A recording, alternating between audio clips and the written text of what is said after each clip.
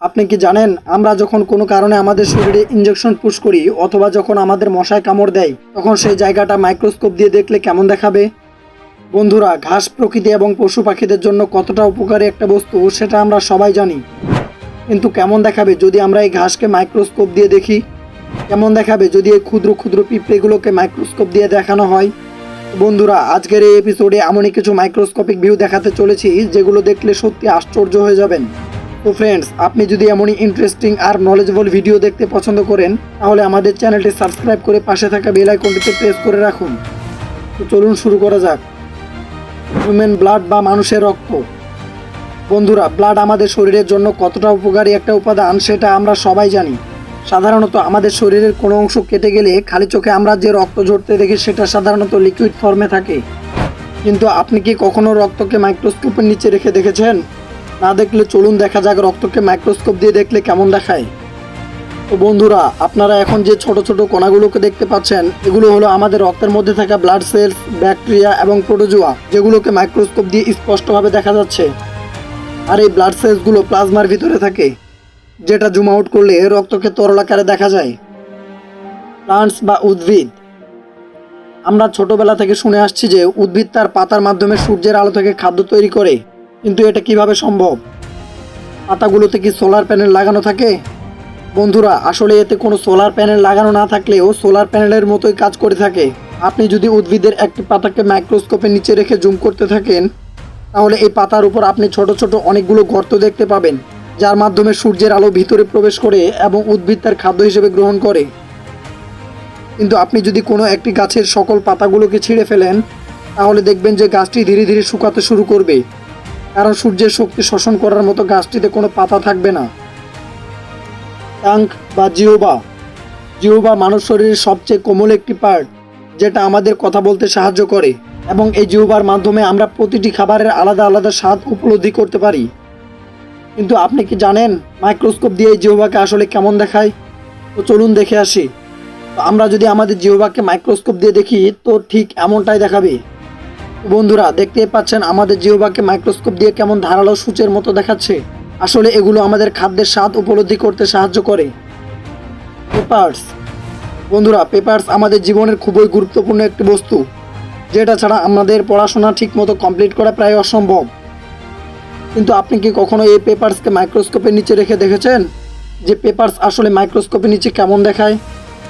যখন আপনি পেপারসকে মাইক্রোস্কোপের নিচে রেখে জুম করবেন তখন এতে আপনি শুকনো ঘাসের পাতার মতো দেখতে পাবেন। আপনি কি জানেন পেপারসের স্ট্রাকচার এমন কেন দেখায়? আসলে বন্ধুরা, পেপারস শুকনো ঘাসের পাতা দিয়ে বানানো হয়, যার কারণে মাইক্রোস্কোপ দিয়ে দেখলে পেপারসের শুকনো ঘাসের পাতা দেখতে পাওয়া যায়। ইনজেকশন। বন্ধুরা, এমন কিছু লোক রয়েছে যারা ইনজেকশন দেওয়ার কথা শুনলেই অনেক ভয় পায়, কারণ ইনজেকশনের সূচ আমাদের কিছুটা ব্যথা দিয়ে থাকে। কিন্তু আপনি কি ইনজেকশনের এই সূচকে এবং সূচ ফুটানো জায়গাটাকে কখনো মাইক্রোস্কোপ দিয়ে দেখেছেন? না দেখলে চলুন দেখে আসি। তো বন্ধুরা, এখন যে ফুটেজটি দেখতে পাচ্ছেন এটি হচ্ছে ইনজেকশনের মাইক্রোস্কোপিক ভিউ। ইনজেকশনের সূচকে এত ধারালো বানানো হয় যে এটি খুব সহজে মানুষের ত্বক ভেদ করতে পারে। বন্ধুরা, আপনারা দেখতেই পাচ্ছেন ইনজেকশনের সূচ কেমন ধারালো তলোয়ারের মতো দেখাচ্ছে। আর আপনি যদি এই জায়গাটিকে মাইক্রোস্কোপ দিয়ে দেখেন তাহলে অনেক বড় গর্তের মতো দেখতে পাবেন, যেটা দেখতে সত্যি অনেক ভয়ঙ্কর দেখায়। জানলে অবাক হবেন যে মশা কামড়ালেও ঠিক একই রকম গর্তের মতো দেখা যায়। এন্ট বা পিঁপড়ে। বন্ধুরা, পিঁপড়ের কামড় তো আমরা সবাই খেয়েছি, আবার কারণে অকারণে অনেক পিঁপড়েকে আমরা মেরেও ফেলি।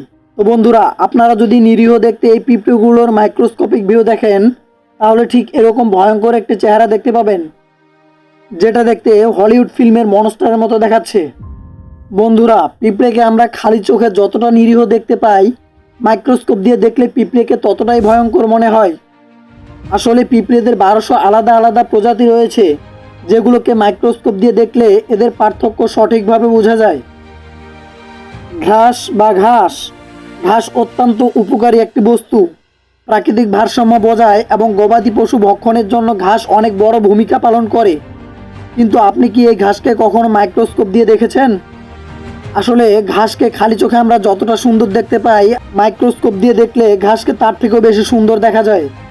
হ্যাঁ বন্ধুরা, এখন যে ফুটেজটি দেখতে পাচ্ছেন এটি হলো ঘাসের মাইক্রোস্কোপিক ভিউ। যেগুলোকে দেখলে মনে হচ্ছে ছোট ছোট কিছু এলিয়েনের বাচ্চা একসাথে দাঁড়িয়ে হাসছে, যেটা দেখতে খুবই সুন্দর দেখাচ্ছে।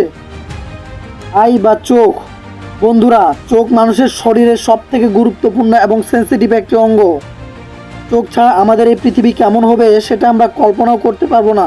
কিন্তু আপনি কি জানেন সুন্দর দেখতে আমাদের এই চোখকে আসলে মাইক্রোস্কোপ দিয়ে দেখলে কেমন দেখাবে?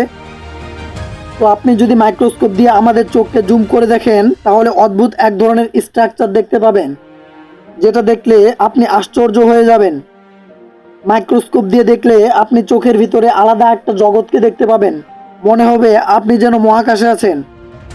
মাইক্রোস্কোপ দিয়ে দেখলে আমাদের চোখের স্তরগুলোকে স্পষ্টভাবে দেখতে পাওয়া যায়, যেখানে অনেকগুলো ছোট ছোট গর্ত রয়েছে এবং তার মাঝে একটা ব্ল্যাক হোল রয়েছে।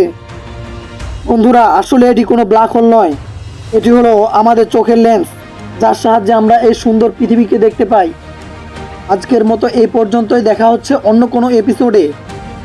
তো আপনি যদি এমনই রহস্য, রোমাঞ্চ, আনকমন আর ইন্টারেস্টিং ভিডিও দেখতে পছন্দ করেন তাহলে চ্যানেলটি সাবস্ক্রাইব করে পাশে থাকা বেল আইকনটিতে প্রেস করে রাখুন। Thanks for watching.